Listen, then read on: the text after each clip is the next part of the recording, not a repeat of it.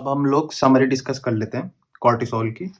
पहले तो ये देख लेते हैं कि बेसिकली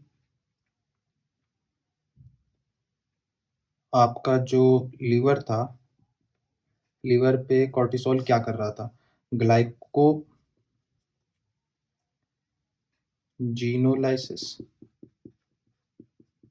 ठीक, और ग्लूकोनियोजेनेसिस,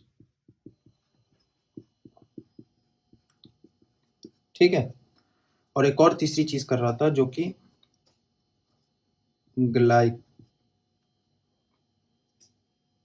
यहाँ पे एक सेकेंड, ग्लाइकोजीनोलाइसिस, ठीक है। ग्लाइकोजीनोलाइसिस कर रहा था, ग्लूकोनियोजेनेसिस कर रहा था और ग्लाइकोजेनेसिस भी कर रहा था, ठीक है।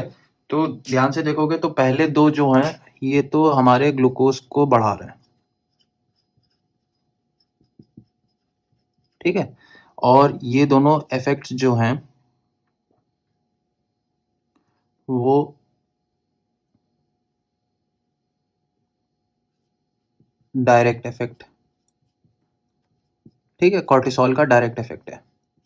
लेकिन ये वाला जो है ग्लाइकोजेनेसिस, ये इनडायरेक्ट इफेक्ट है कॉर्टिसोल का, क्योंकि इसने इस वाले पाथवे में कॉर्टिसोल ने क्या किया था कि जो सिंपैथेटिक नर्वस सिस्टम के जो रिसेप्टर्स थे उनको सेंसिटाइज किया था।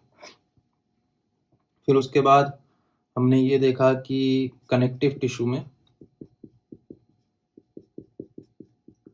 टिश्यू बेसिकली क्या है कि बोन हो गया, प्रोटीन हो गया, तो उसमें बेसिकली हमें ये देखने को मिला प्रोटियोलाइसिस हुआ, प्रोटीन टूटा, ठीक है, लाइपोलाइसिस भी हुआ, ये सब चीज देखने को मिली।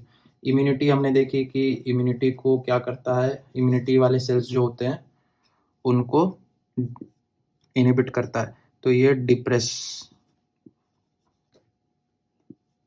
ठीक है। तो इस वजह से क्या होगा कि इंटरल्यूकिन, ठीक है, प्रोस्टाग्लैंडिन्स, ठीक है, और आपके हिस्टामिन, ल्यूकोट्राइन्स, ठीक है, तो ये सब के लेवल वो कम करेगा। बेसिकली साइटोकाइंस जो होते हैं केमिकल मॉलिक्यूल्स,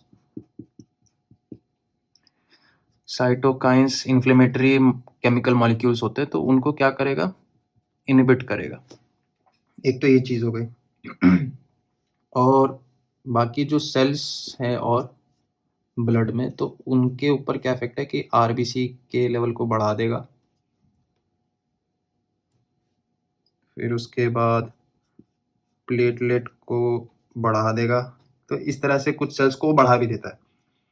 और एक और ध्यान देने वाली बात है कि कॉर्टिसोल हार्ट पे क्या करेगा, हार्ट पे बीटा एड्रेनर्जिक रिसेप्टर्स होते हैं, फिर से उनको सेंसिटाइज करेगा और क्या करेगा, हार्ट रेट को बढ़ा देगा। और हमने ये भी देखा था कि कैसे स्मूथ मसल्स पे कॉर्टिसोल एक्ट करता है, तो उसमें क्या था, वेजोकंस्ट्रिक्शन, तो वेजोकंस्ट्रिक्शन के थ्रू ब्लड प्रेशर भी बढ़ा देगा। उसके बाद यहाँ पे बोन भी लिख लेते हैं। बोन में बेसिकली जो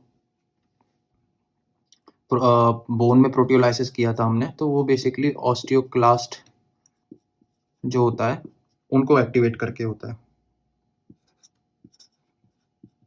तो बोन रिसॉर्प्शन।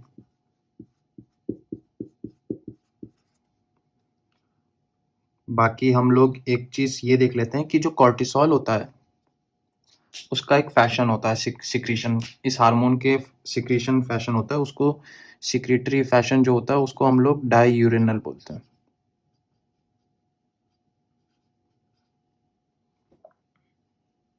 डाईयूरेनल वेरिएशन, डाईयूरेनल वेरिएशन का ये मतलब हुआ कि सिक्रीशन कुछ इस तरह से होगा,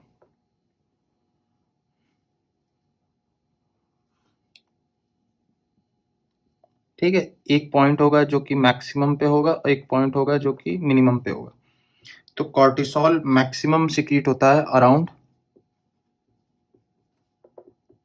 इन द मॉर्निंग 8 AM और मिनिमम सिक्रीट होता है 4 AM। मतलब कि अर्ली मॉर्निंग होगा तो कॉर्टिसोल का लेवल लो होगा और maximum cortisol post early morning होगा अराउंड 8 AM। ठीक है।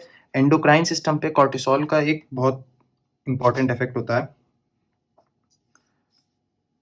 रिप्रोडक्टिव सिस्टम जो होता है,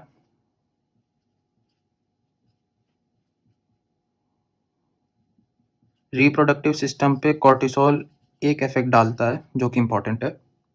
वो ये करता है कि जो रिप्रोडक्टिव या गोनाडोट्रोपिक हार्मोन्स हैं उनको इनहिबिट करता है।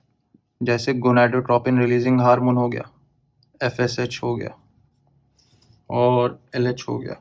ठीक है, तो वो इनको इनहिबिट करेगा। तो आई होप आप लोग को ग्लूकोकॉर्टिकॉइड्स की समरी और टारगेट ऑर्गन्स का जो फंक्शन था वो समझ में आ गया। Thanks for watching and stay tuned.